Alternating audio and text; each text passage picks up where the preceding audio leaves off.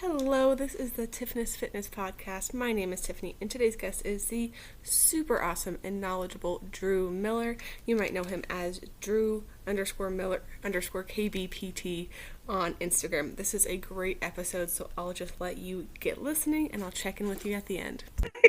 Well, and I think it's a good thing, right? And you see that across all different forums and different spectrums, right? And I think this is where a lot of media is going now, and people want to see this kind of stuff, right? We have an expertise, and we've, gone down a path or a journey that's, for a lot of time, a long journey that a lot of people have done, and we have experiences and insight that we can share, and people are kind of into this stuff now. And you think about where kettlebells are going, and I always think of kettlebells as still being the hot new girl in high school that people are still kind of getting to know. Like, ooh, but look at her. yeah, like there's still a lot of curiosity there. Maybe they're still shy about approaching and what's going to be the opening line conversation, that kind of thing. And other people have been a little more brave and started to create friendships. But yeah, I think it's a good thing, and it's an important thing, especially for us as coaches and I think leaders, and we know the importance of kettlebells, or at least the benefits of kettlebells, and how they can help a lot of people. So I think the more forums or the ability to have conversations like this is always a good thing. And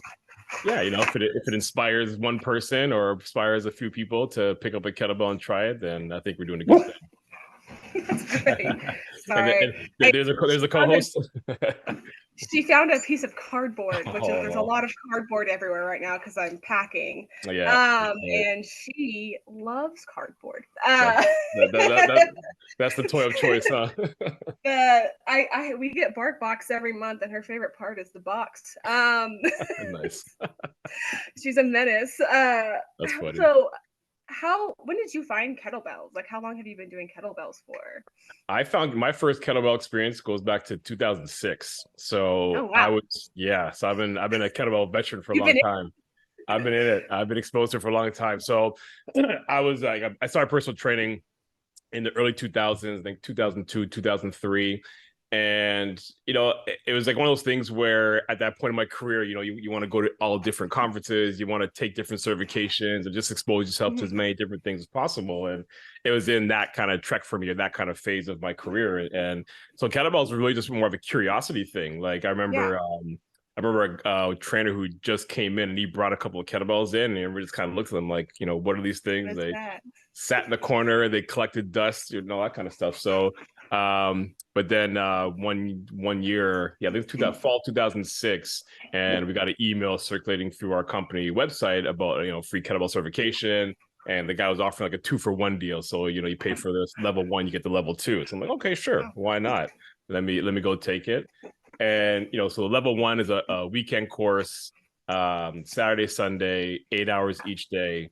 And I can honestly say, after the first day that Saturday, I hadn't experienced stuff like that since, like, the only thing I could relate it to was when I did when I played football in university, like going through training camp. Just how physically exhausted I was, but also mentally exhausted. Like my brain was just drained. And I had that feeling after that first, like all I wanted to do was eat chocolate and go to sleep. Like that's all I wanted to do after that first day. Finished that level 1, obviously passed it. And then after that, I just became a kettlebell nut, like for my own training purposes. Like I remember when I first started PT, and in the PT guide, one of the quotes that always stuck to me, or one of the things that always said lessons is, be your own guinea pig. So when it comes to like figuring out exercise selection and program designing, what you're going to pass on to clients, test on yourself. You test it. Yeah. Got to test it. You got to see if it works. And because you can't just throw a thing into someone's program without knowing what it feels like or what it looks like. Because right, yeah, it's not fair to them. They're paying you money to know. Exactly, right. And even just the ability to explain it and just give them enough information that they're going to feel confident in what they're doing. So again, my whole PT career, like I've always been my primary client, so to speak. So always testing out different program designs on myself. And I could honestly say, after that first certification, and even through the level 2 certification, I probably trained for about a good almost 2.5 years exclusively with kettlebells. Like it was like 80%, 90% of my training, especially around that time too. Like I just, the bumps and bruises of traditional weightlifting and bodybuilding style workouts, like shoulder injury, and then that's compounded from separating my shoulder playing football, and hurt my psoas muscle squatting and all this stuff. And it's like you kind of stay away from certain exercises. But with kettlebells, it just seemed to just strengthen me, just rewired me and connected me in ways like built back my shoulder where I could get under a bench press again, like felt confident squatting, deadlifting, all that stuff. So I, really knew there was something to it for a good 2.5 years, a steady training, like just progressions, didn't hit any plateaus. So I'm like, okay, there's something to this. There's something here. Yeah. That's yeah, great. like there's something here, right? Just seeing how my body responded to it. And while at the same time, while I'm training, I'm, implementing with clients. I have my guinea pig clients I'm working with, and just seeing their results and their benefits. Even to the point where, because I was like the one person in my gym at the time who took the certification course, there was like a little huddle of people, like they're like little crowds kind of huddling around watching me train my clients and like, oh, what is this guy doing? Like, what's that client doing over there? So it really helped build my profile as a trainer as well in my gym. So, helped me really become successful. And then when I left that gym brand and went off on my own, became independent, I just, continued to train with kettlebells. Obviously a great portable tool. You can take it anywhere. So I was, training clients in parks and, going everywhere, doing the in-home training, traveling all over the city and stuff like that. So it really helped me in that sense. And at the same time, the instructor who I did the course with kind of joined on with him. So he's like, you seem really good at this. You have a good understanding of it. Why don't you join my group or join my team and help teach? Which is a lot of certifications do that, right? They kind of pick out the odd ones that they think would and then they like make you instructors. Yeah, exactly. So I did that. I joined on with him. So the brand was called the Kettlebell Training Academy, or K-Bell Training Academy. And shout out to Jamu Bernard, who was my first mentor in kettlebell training. So I joined on with him, started teaching courses, teaching workshops, and really enjoyed the passing that knowledge on, right? So seeing other instructors, other trainers and coaches take on kettlebells, learning how to use them, going through the same kind of aha moments that I went through when I started using them and seeing them see those benefits. So that's where it really just started with me. And honestly, I haven't put a kettlebell down since. Like, still train with them 6 days a week, even to this day. And it's still my primary training tool.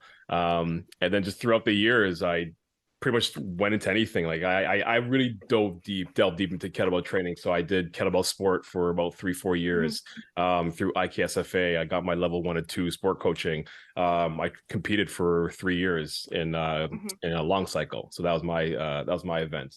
Obviously, I think that's how I found you, was through like sport stuff, because that's who I followed.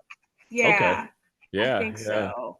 Yeah, that was cool. Awesome. I think so, because that's how I stumbled into kettlebells. I just sort of stumbled into kettlebell sport people. Like was not like an intentional thing. I learned kettlebells by myself, like in my garage. That's how, like, before I was a trainer. And I was training. had to move back home, and I was like working out in my parents' garage at the treadmill, and all I did was run. And I kept like hurting myself. And I'd been an athlete in college, so I knew why I was hurting myself. Was one, I was overtraining. 2, I was starving myself. And 3, I wasn't doing any strength training. And so there was like this like moment, I was like, well, I should just figure it out. Like, all I have are these 2 5-pound dumbbells. So I Googled like best at-home workout equipment. And kettlebell kept popping up, and I was like, perfect. I'll buy a kettlebell. Or I'll ask for it for Christmas, is actually what I ended up doing. And then I will just do that. And then I'll have one piece of equipment I can do all my strength training with. And I did that. My grandma got me a kettlebell for Christmas. And that's how I started doing it. But when I got Instagram, I, like, for the first time before, it was like a big thing, I just searched kettlebell, and I ended up following Brittany, Van Trapperjack, Kim Fox, Stan Betcher, like just kettlebell sport people. And so I just like accidentally stumbled into kettlebell sport. Like, it was not like an intentional decision. It was just like all of a sudden I was just getting feedback from people who did sport, and I was like, well, I guess this is thing. And I was like, okay, well, let's find out what long cycle is, and let's try snatching. And I didn't have sport belts because I was working at like a rural mountain gym. But eventually it turned into me doing kettlebell sport and moving to San Diego and coaching at Core and training at Core. And it's great. I just but what are the odds that, like, out of all of the kettlebell people that I followed, it was Kim Fox. Mhm. It was Yeah, Brittany. like I could have followed Pavel or something, and then I would be on a completely different path. I know. I And mean, then I that's probably did funny. eventually because Yeah. I found like one of my very first oh my god, Delilah, one of my very first like Instagram videos that I posted, and the Kim Fox commented on it and Nice. like gave me feedback, and then I think what I did and what I do now is like when people who I like post things or like whatever, I go see who they follow, and then I follow all of the people that they follow Oh yeah, to yeah. get to see who they're interacting with, and I just ended up in a kettlebell sport bubble, which is so cool because it's such a niche sport It to is. have It's so niche. to It's true. have to have found it on Instagram in 2016. Like, cool. Like, Yeah, what are the yeah. odds that that worked out? No, it's so true. It's so true how niche of a sport it is, or just a discipline. Like Yeah. I found it. So I found it. When did I take my start? I'm gonna say 2011, 12-ish is when I Hmm. found kettlebell sport, and that's when I started competing in it. Um, which actually was pretty cool because the facility I was training at had platforms, lifting platforms. So it was Oh, just cool to great. just get on a platform and just train and do my practice and do my my conditioning sets. Yeah, it's pretty funny, like having people like count my reps because I couldn't count my reps when I was like timing myself, just kind of go for a certain Yeah. time. So I grabbed some like, hey, do you got 7 minutes? You can count my reps for me while I'm doing this. And people like, what? So yeah, I It was like, just, it's such a novelty for yeah. people to see that. But yeah, it's interesting to see where it's come to now, and how a lot more people are taking on to it. But I guess that's the power of social media and being able to expose more people Yeah. to it, right? Yeah. Do you have a preference between hard style or sports style, or both are good? I love it all. Honestly, I Yeah. love it all. And I think that's the beauty of kettlebells. Like I could talk about it for hours, and just because of the and I That's guess great. That's what we have a podcast for. that's why I bought that. Yeah, exactly. Exactly. Right. But I feel like that's just because of my experience and because I've studied and practiced and taught and trained Hmm. myself in so many different disciplines. Like I've done like the foundation stuff and more about the condition. Like my mentor really had the conditioning, mobility aspect and athletic aspects to kettlebells where I originally learned it. So I learned a lot of like different planes of movement, and that's why I developed my flow game and how to make transitions easier and stuff like that. And obviously going into kettlebell sport where it's like the strength endurance and it's so much of mobility and extensors and just overall endurance and Yeah. efficiency. And then going to the hard style of strong first, and just really experiencing, and even juggling. Like I've Hmm. you know had mentors in kettlebell juggling and stuff like that. So just seeing all the, like, I call the kettlebell the Swiss Army knife of the fitness industry, and just with all the stuff that you can do with it. And I just feel fortunate, and I've gained a lot of skills and knowledge in each of those tools in that Swiss Army knife. So I couldn't pick. It's like trying to pick your favorite That's child. totally fair. That's Yeah, totally yeah, fair. Because I like it all too. Like there's so many. There's like you can't pick because it yeah, all just also like and also like the most annoying like trainer thing to say is it depends. But like also it depends. Like for me, depending on what I'm working on at the time, one style might be more beneficial than the other, right, and that's cool that you can take what you need and you yeah, can just like today I did sport style snatches, but I did hard style swings. hmm, And I did hard style cleans into my squats. Like that's really cool that I can incorporate all of that and it's going to be beneficial for me both ways. right, And yeah, beneficial for clients when I program for them because a lot of my clients they do both and like half my clients compete, but like even my non-competing clients they're still doing some sports style stuff because it benefits their training, and that's cool because they don't have to yeah, you don't have to compete to do sport, like you can yeah. just do sport. Well, and I think that's the great thing too, is that, and that's one thing that I love about it, is because of how many ways you can, like the versatility of kettlebells, the different energy systems, the different skill sets that you can train in. Like you talk about, being an athlete in your past and myself. And that's where I gravitated and I fell in love with kettlebells, is that it mimicked that exhilarating feeling, like that excitability of when you were playing your Yeah. sport. Like that's what Yeah. kettlebells brought to me, right? So that's why I fell in love with it.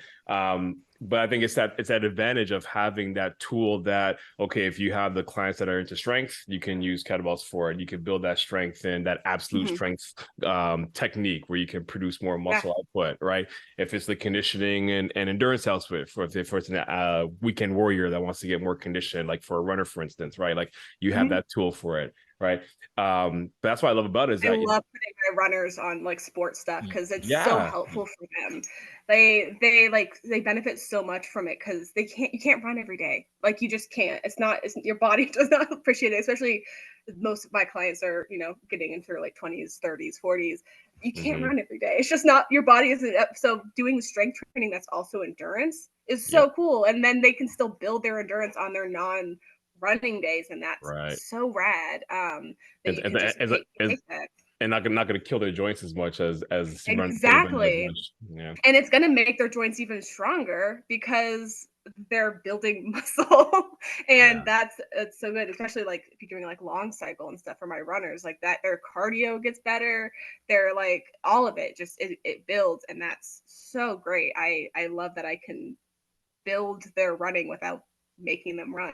Yeah. That was probably one of the best things I took from my kettlebell sport days was my endurance, my VO2 increase, and just understanding pacing. Like that's like the biggest thing in kettlebell sport, right? Is understanding pacing and tempo, learning how to do more with less, which in any endurance sport or cyclical sport, like it's all about how do you conserve with each rep so that you have more on the back end, right? And I think that's, again, you talk about the benefits of kettlebells, and that's why I fell in love with it too, is that like throughout my training week, I train almost everything. Like I'll do strength days. I have my power days. I have my conditioning zone 2 cardio days. I have my low intensity mobility days, right? But kettlebells can like tap into all those things either as a primary tool or a complement to something else. And I love the fact that as I'm getting older, like I'm 41, going on 42 next year, and I'm still getting stronger every year. And I know a lot of it is because of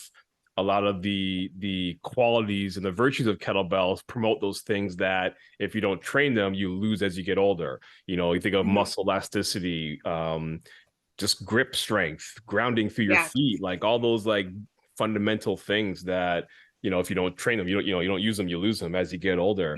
But I love the fact that I could snatch a 48 kilogram kettlebell for 100 reps on Tuesday evening and then go into the gym Wednesday afternoon and deadlift 455, and my body feels good and primed after. And I know a lot of it's smart programming, but again, just the use of this tool that doesn't beat my body down, actually helps my body regenerate and get stronger as I'm getting older. I think the other thing that's really helpful with like kettlebell sport specifically is like the mental aspect of it, because to do 10-minute set, you have to be mentally in it. And that transitions to a lot of things in training, but also just like in life. And I think that's a huge thing that a huge benefit that I find for my clients and for myself as well. But like for my clients, teaching them like you can do a hard thing. Like it's gonna suck. Minute 9 is not fun, or minute 8, I guess. Minute 9 is kind of fun because then you're at minute 10 and it's good. But you can see the finish line at minute 9. Yeah. For me, it was always around the 6 to 7.5 minute mark. I was always like, oh God, when is this over? That was always when I was like, why did I sign up for this? This is the worst day of my life. And then you get to minute 9, you're like, this is the greatest. I have not been the best day. Yeah. But I think that mental strength and like learning how to like do a thing because you're doing it on your own, whether or not you have a coach, whether or not you have a team, whether or not you're doing it in on your own room or on a platform, like you're in it by yourself, and it is so easy to talk yourself out of doing it because it is objectively very hard. And I've seen it happen a bunch of times when I was competing, when I was training at core. You see people talk themselves out of it and put the bells down, and you're like, man, you're stronger than me, but your mental game isn't in it, so you're not able to finish the sets. And I think being able to find whatever that is inside of you to do it and apply it to your training, apply it to your kettlebell sport, great, but also apply it to your life. Like life's hard all of the time. Training is hard a lot of the time, and being able to take that and be like, well, I did 10 minutes a long cycle. Mm-hmm. Well, I can probably do 2 reps of a heavy dead or whatever I'm doing that day, you know? And I think it's so valuable. It's such a valuable aspect of training. Well, you think of like what's like the big thing right now? What's like the big craze? Cold plunges. You know, doing the doing the uncomfortable things. It's like, okay, yeah, you know, I learned this in kettlebell sport like how many years ago? I was like, it's no different. But yeah, it's like it's doing the hard, it's doing the uncomfortable, and it's learning to deal with the physical stress in the moment.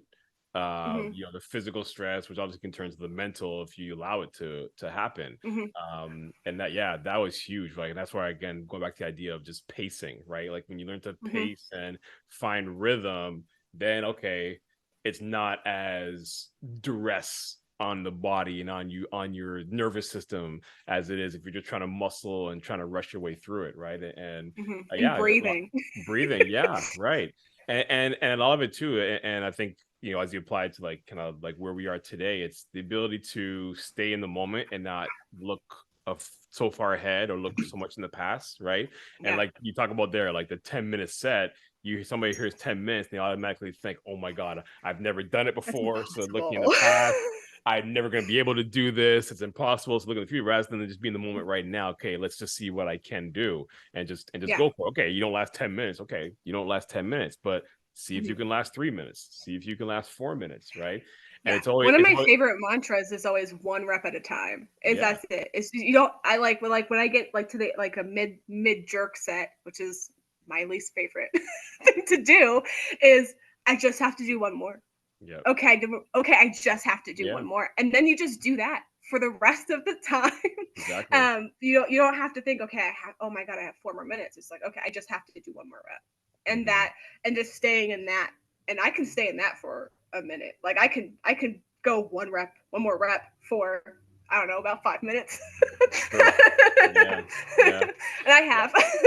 But and I think that's too why kettlebell sport is such a unique discipline, and I think why it has such a strong mental character to it. Like you think about the movement and discipline itself, you know, the strain of kettlebell sport is when you're still, right? It's when you're in rest. It's not when the kettlebell's moving. When you're moving, that's when you have the break. That's when you feel the release and you can feel the body in comfort, right? And rack position is not a rest. Right. Yeah, right. But that's the challenge and like the flip mentality, right? So especially when we think of people who come from traditional strength training or, you know, traditional ways of training where it's during the movement where they're feeling the strain. It's like, no, your challenge is when you're still. Can you handle resting that load, having that weight on you, having your breathing and panting, and like, you know, you feel that and controlling that breathing and like breathing, so you can do your next rep, because if you're hyperventilating, you're not going to be able to do another jerk. Like you have to use that breath to help power the next rep. There's the like it's so cool, and I think like it's really rad because everyone can do it, but also like you have to be in it to do it. Like you can't really half-ass a 10-minute set. No, you got to commit. You got to be full committed. You have to be in it. You have to be like, I'm doing this set and mentally be in it, because if you're not, it's not going to happen. Like it's just your brain will stop, your body will stop. You have to be there, and if you're not there, there it goes. Well, yeah, like the stress and the pain, the fatigue starts to get to you, right? Like it's like I found like half of kettlebell sport training was how do you offset that feeling that you want to give up? Like, so all those feelings of the burn, the lactic acid buildup in your body, like the oxygen debt that you're starting to go into, like all that stuff. Like, how do you manage all of that in the moment, right? And like you said, just have that next rep mentality where it's just stay present, stay within the technique, stay within your breathing, stay within the rhythm.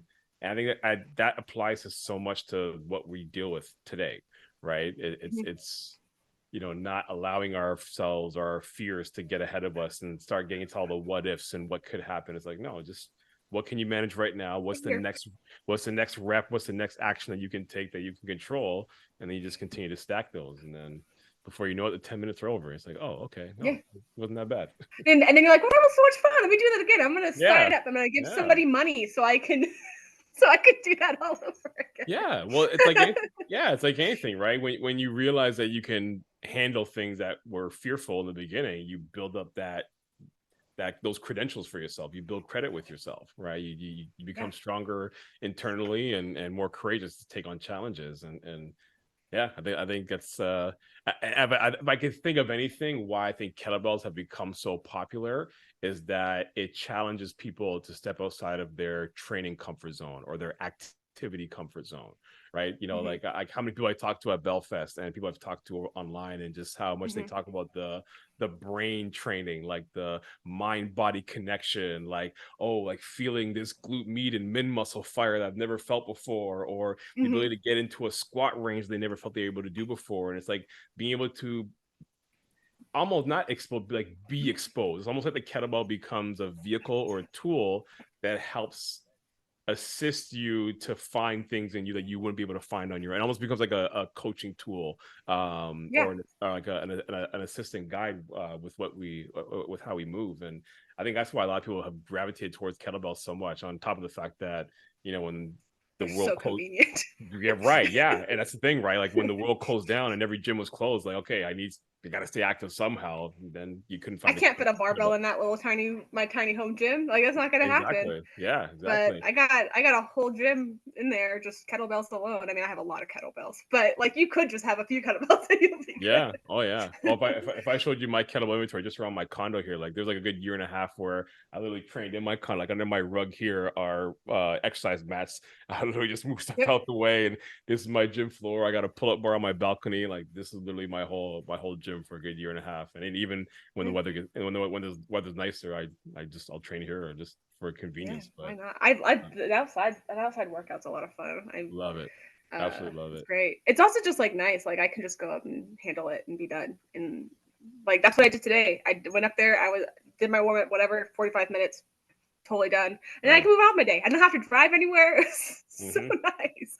The best part is too, you don't have to separate your workouts. You don't have to do your strength training over here and then do your cardio separately. It's all in one tool. I also have a treadmill in that room, so it's great. I have yeah. Perfect. I got because it's so cold here, and that's like probably one of the best additions I've gotten. There are days where you just can't go outside. Like it's negative 10, 15 degrees. And you can't go outside. They tell you not to go outside also. So like I'm not, and then I was getting like super stir crazy, you know, just because like I need movement. And I need, even like training is like, you know, working out, swings, whatever, that's great. But like steps, that like walking, like that helps me. So we invested in a treadmill so I didn't lose my mind in the cold months. No, it's a good idea. It is. And then like, you know, like it was like 15 degrees yesterday, and that's usually my running day. Yeah, and I was like, I went out there and was gonna try to run outside, and then I was like, there's just no way. Like it's just too cold. Like I can't get warmed up enough to feel like this is a smart decision. So I did did the dog walk, and then I did my run at home, and I was like, oh well, I still got my my running in. Yeah, still get something. Yeah, it's all good. Yeah, that's what I need. You played football. Like, how long did you play football for? So I only played for a few years. Like my football career was short because my high school didn't have a high school team, so I didn't play at high school. It wasn't until I got to university, and then being in university, I was kind of a step behind everybody. So first year was just like practice squad, and then kind of learning the ropes and techniques of everything. And then next couple of years got into some playing time, but it's a lot of more just kind of standby and backups and stuff like that. But I've always been a football nut, so it was something I wanted to try, I wanted to experience. And and again, it was one of those things where you kind of I was not pushed to do it, but I was encouraged to do it because my first year university, you hang out in the gym building all the time, in the weight room, all that. So you meet all the football players, everything, you become cool with them. And, I'm lifting weight with them, pushing like, yo, man, you're a strong guy. You're pretty good. You should come try out this year. Come try out, come check out the team. Right. So I just literally made a team as a walk on. But again, it's kind of one of those things where not growing up playing and being a few steps behind everybody, but I still enjoy it just for the experience of it, the training aspect to it, just the techniques, the team aspects. Yeah. Like me, I'm a sports nut altogether. So like I just enjoy learning about the different sports and how the body moves in those sports. Mm-hmm. So, and like that's like my niche as well. Like I love training athletes, whether it's recreational, competitive athletes, but just enjoy just seeing how the body moves, how the body responds and reacts to certain stimulus, and how it can relate to training. How it can, like I was using a lot of those times and experiences to figure, okay, how can I use my training to get better at so and so, or whether it's sprinting, whether it's deceleration, change of direction, tackling, things of that nature. So it's pretty cool. Like again, just being the guinea pig and then using those different sports as field research, essentially. Yeah. Are you a competitive person? Because I know that I'm like very deeply competitive. Oh yeah. Oh yeah.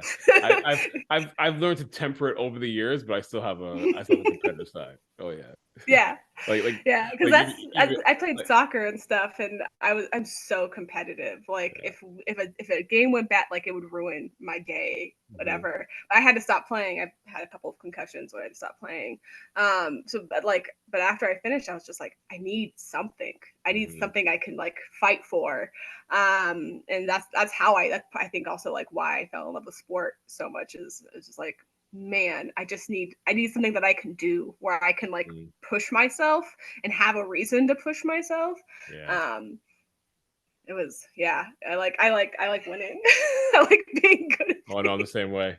I got two little nieces, and when they want to play games, I'm like, all right, but we playing to win, or we just playing for recreation? You gotta let me know, because I gotta know what mindset I gotta go into this. Yeah, like am I about to beat you guys down, or are we having a good time? Yeah, it's like if we play to win, it's like, all right, y'all gotta be serious here. Let's go. Like they're 8 and 6. So it was like, yo, they need to know. Uncle don't play. If we playing to win, Uncle don't play. Let's go. you gotta yeah. Do you compete in anything these days, or just not so much not so much right now, more just kind of competing with myself, just with like my programming, just kind of what I do with my own training. Yeah, like I played, like even played in like touch football, recreation, played in basketball leagues, for a number of years. And then after a while, especially with like some of those recreational sports, like the last thing I want is like turning an ankle or hurting myself. And then I got to be on my feet all week. So some of that kind of made me stop you playing. Have to be smarter. Yeah. Just be a little bit smarter. So, but every now and then, you go play pickup games with friends and stuff like that. But haven't tested that competitive bug outside of kind of my own personal challenges that I set for myself.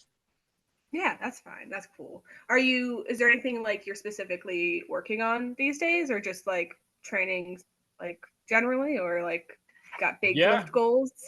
For myself, big lift goals. I want to get to a 500-pound conventional deadlift by February next year, for 5x5. So goal is 5x5, 500. Yeah. So right now I'm at 450. I'm hitting that pretty good. So I got a pretty good progression I'm working through right now. That's probably like my only big training goal that I'm working towards right now for myself. Other than that, it's more just kind of business oriented, just continue to just help people, train clients, grow, my goal is I want to be a good presence and platform for particularly the kettlebell niche in the fitness industry. I love this tool, what it's done for me in my life, for my professional career, personal life. What I see, what it's done for athletes or just people in general, and even just seeing how it's blown up on social media. Like it's funny. I think I have a bit more of a macro view of kettlebells because I've been in it for so long, and then seeing how social media, I think, really I kind of look at it as like an NO2 boost. It really just kind of enhanced kettlebells and gave it a great platform for anybody to learn it, anybody to get involved in it. I think it's great to see more people getting involved and wanting to expose it, and then wanting to teach other people, and just seeing that the tool starting to really make its name and starting to get its just due. That I thought I saw it a while ago. There was a potential for this. I think you just need that vehicle, because I think I don't know if you probably noticed it, but in the fitness industry, a lot of old school mentality that what's been there before tends to keep its mark. Those bodybuilding splits and that doesn't necessarily benefit the general pop. That's not for everyone. It's great. It's a great, Right. way to train, but that's not it for everyone. I think a lot of times people see those splits and they go, oh, I have to do a push up or a pull up or a lower, like full, like they think that's how they do it, but you don't have to do You don't that. have to. Most of my Yeah. training's full body. That's my Yeah. like, and that it just works better for me that way. Because my other training, like if I'm doing bent pressing, which is full body, I'm doing that 3 days a week. I'm not going to do an upper and lower on like what is that going to do for me? Or I can just do a couple of full body days, and then Right. I'm getting everything that I need to get. And I think there's also just like a lot of like people who think like this is the way and this is the only way, and people and they're loud, so people get intimidated and they're like, I guess this is what we have to do. If I'm going to go to the gym, I guess I have to do a hardcore leg day every week or something. And it's like, no, you don't have to. You can just do squats, and it doesn't have to be like some crazy experience every time. You can just do it. You can just do a workout. Yeah, it's true. It's true. I think it's, well, when I look at it, I think it's because a lot of people learned fitness through the bodybuilding lens. That's kind of where a lot of people were exposed to, and bodybuilding has had like I would say the monopoly for a number of years in terms of fitness, and all the magazines and all the promotions. Like they've marketed the most. So they've had like that biggest engine. But I think we've seen the evolution over the last, even like say 7 to 10 years, where, like you said, a lot of people look at the bodybuilding workout as not necessarily for them, whether it's for time, just how they want to train. Those workouts take a minute too. Yeah, it take a while, right? Just whether it's the time efficiency, like they don't have a schedule, they can get to the gym 5 days a week, 6 days a week to cover their entire body, right? Maybe they only have 2-3 days a week, so how can they be more efficient? But I think also just the idea that people train now just to feel good as opposed to the look, the aesthetic of it. Yeah.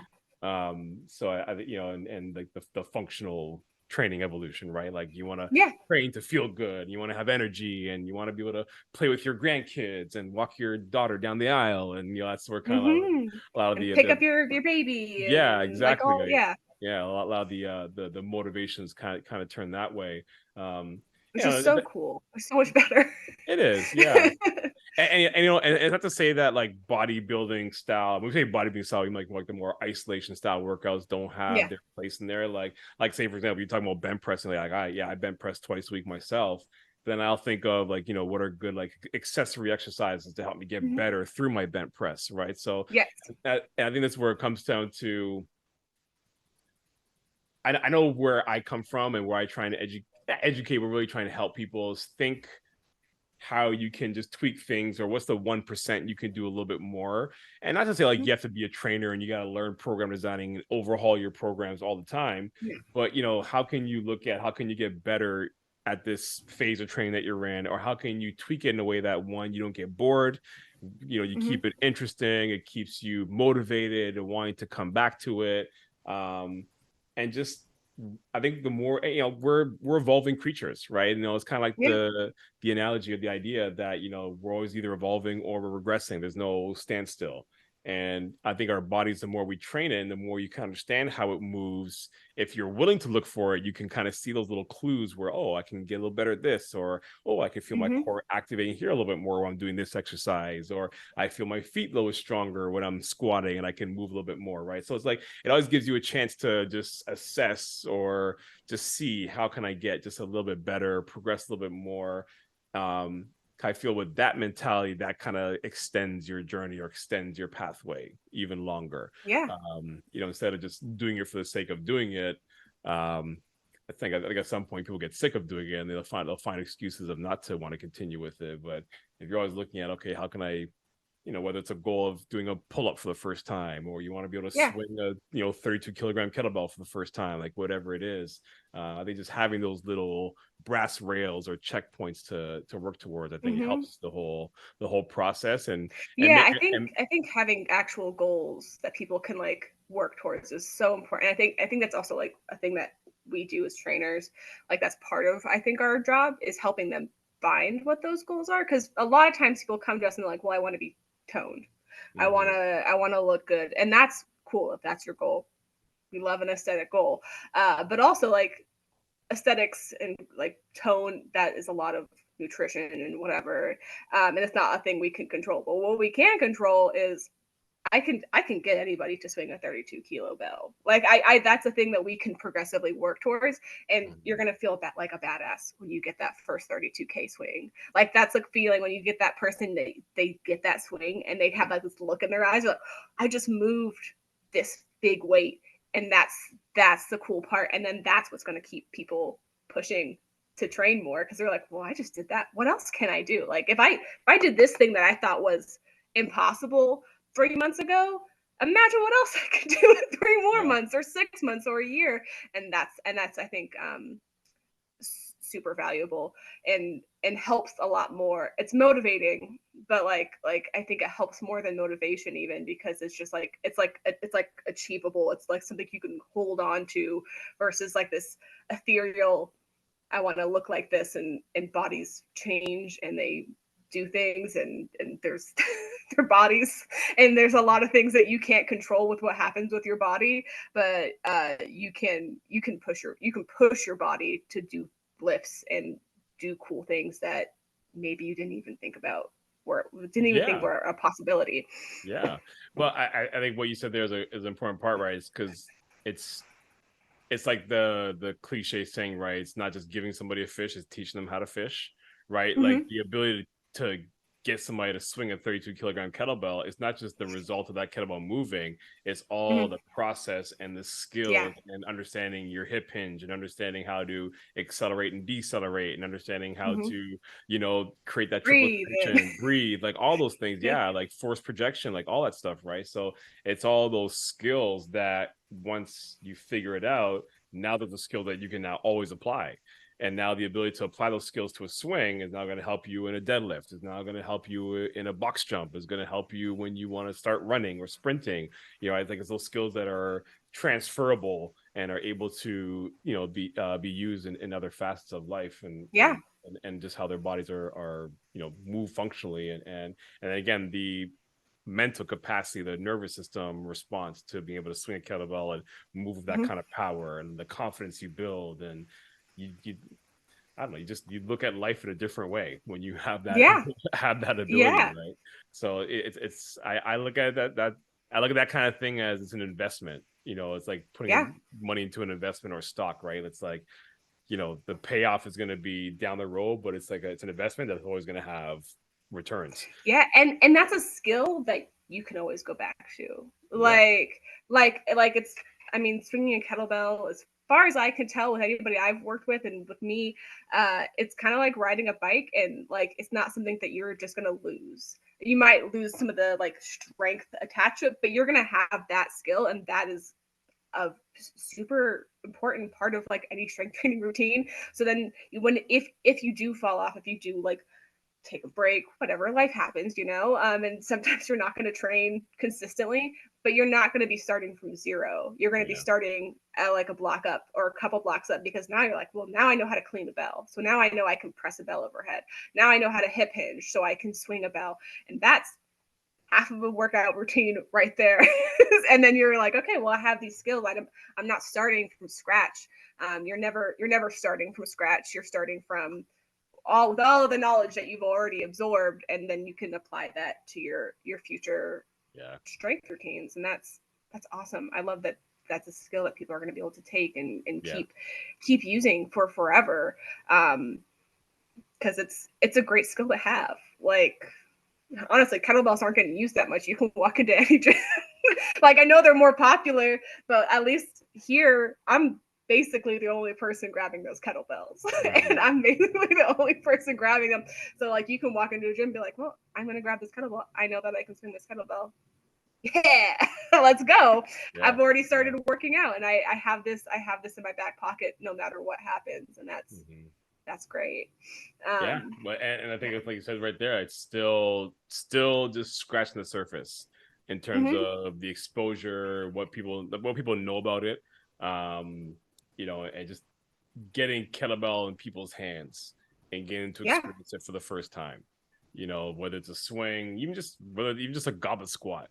and getting people to experience that feeling of their body linked entirely and their core active, and oh, I got to squeeze the handle tighter, and oh, I got to find my lats, and oh, that helps my drive legs, my knees, and right, yeah, right, keep but my it's like, heels planted, and like all yeah, of the little pieces that go into a singular lift that applies to lots of other strength training. yeah, right. I think it's like the long-term ripple effects from even just the simple movements, or this the foundation principles of kettlebell training. I think that's why it has such an appeal.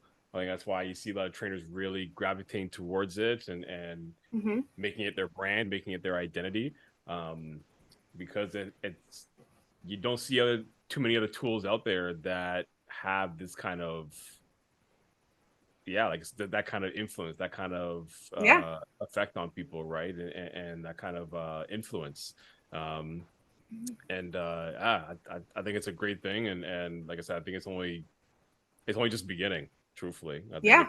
I think there's still I'm still gonna keep going. so much more. Like, Yeah. it's like that iceberg analogy. We're just seeing the tip of the iceberg. There's so much more of that mass under the water that hasn't been exposed yet, and that's where, when I created Kettlebell Academics, that was kind of my vision. Is I want to just expose more people to the iceberg, just get them Yeah. exposed more. That's more than just swings. It's more than just booty building butt workouts. It's like all the benefits you can get from this, not just from the present now, but when I think of what kettlebells have opened my eyes to, and how my body feels, how my clients feel, like I'm going to be snatching kettlebells when I'm 80, 90 years old. My hips are going to be strong, and I'm going to have good muscle elasticity, and my core is going to be strong, and I'm going to have great posture muscles, and I'm gonna be able to walk around and function as a yeah, person yeah, despite my aging. Yeah. right. I mean, when you think of where physically bodies deteriorate, it's on the extensors. So kettlebells train those extensors in so much of a way that you fortify all those age-related disabilities, or Issues. Yeah. age-related deteriorations that we naturally go through, like muscle elasticity. I mean, the ability to express power and speed, like all those things that Your kettlebells grip kind of strength. grip You're just like strength. being able to balance. Balance is such a big thing. When I coached a lot of elderly folks, like that was the biggest thing, is like being able to walk without tripping, and like being able to get back up, which is Yeah, also a big thing with kettlebells. Is get up. like no, whether or not you're doing with a kettlebell, like, and it's not going to be like obviously as functional, or like you're not going to do a get up to get off the floor, but like that's teaching you how you can roll up off of the yeah, floor if you fall down, and that those are important skills, yeah. that will benefit you forever. Yeah. You mentioned kettlebell academics, and would you talk about that a little bit, what that is, so people Yeah. can know? So it's my brand that I've created here. So it's my business. So everything from personal training to Mm-hmm. small group classes, run large group classes. But where I really gravitated towards was the education side. So just having Mm-hmm. those user experience of teaching workshops, courses. I actually designed my own certification course that I've taught around this area. So I've certified coaches and trainers. But a lot more is just doing workshops and just giving more people exposure to kettlebells. I think that's the kind of cool thing, is that you can design so many different classes or format structures. So if it's a class that people want to learn about ballistics, so swing, cleans, and snatches, or you want to learn about the tension and strength stuff because you're a power lifter Mm-hmm. and you want to learn better linkage and core strength. Like, there's so many different teaching avenues in terms of kettlebells, Yeah. and that's what I just wanted to be, because like I said, of my experience and what it's done for me, and I'm a kettlebell nut. So the more I get, the more We went to a whole kettlebell festival, so literally, yeah, literally, right. So yeah, that was just my vision for kettlebell academics, right? Is just be an education resource. So anybody and everybody who yeah. wants to learn about kettlebells, from the everyday individual. I mean, like I've right now I train a couple of hockey teams, 11, 12-year-old Mm-hmm. hockey teams, and putting kettlebells in their hands, and seeing the development in younger athletes as they Yeah. grow, and kettlebells really exposing that. And it's amazing how watching young kids train and where their deficiencies are, and how a Mm-hmm. lot of that are good telltale signs for clients that we see nowadays. people that are older, our age, even older, where maybe either they didn't develop those things, or like they say, you learn a lot from kids. And I think kids are like the fresh, like like the untouched, more natural resource in terms of learning those kind of things. And I see a lot of where kids can grow in athletes, relating a lot to where a lot of older adults, even just adults in our age, where their deficiencies come from. I find a lot of similarities there. But being able to put kettlebells in their hand and train those things, train them to train their core stability. So then they learn what those weaknesses are, and they can they become be exposed. better athletes, and better, functional athletes, but also like for their sport, whatever that sport is. Yeah, exactly. So, being able to work with that level all up to like, competitive athletes. I've trained triathletes and football players, basketball players, like I said, playing, training hockey kids and competitive hockey players. So just being, and just seeing again how much you can do with it, juggling, doing juggling workshops and sport workshops, and, teaching hard style to people, and seeing people just lift and do things that they never thought they were able to do. And I realized a long time ago that my purpose for being here was to be that change agent for people. So help them train, help them become stronger, more confident in themselves, deal with life in a better way, or manage life in a stronger way. And having a tool that I think really enhances a lot of those messages was just a perfect fit for me. So Kettlebell Academics was just kind of the name, the name behind the vision that I want to create. Like my logo, my slogan is "Respect the Bell," just because I think of how much it can do for people, and when you respect the tool, all that it can offer, I think the values and the benefits are lifelong. So that's what I've committed myself to, and it's great. Be able to travel around the world and educate and teach and meet people like yourself that are in the same boat as me, and have the same passions. I think is an awesome thing. So I'm committed to it, and that's great. Do as long as I can. And that's how you can, if you want to work with Drew, check out Kettlebell Academics. It's linked up. We'll make sure it's linked here in our show notes as well, so people can find you. Well, I don't want to take up too much of your time. So where can people find you on the internet? Where can they follow you? Honestly, check me out on social media. I've been a little less active recently, but I'm gonna be getting back into it. But you can check me out online. Drew_Miller_KBPT.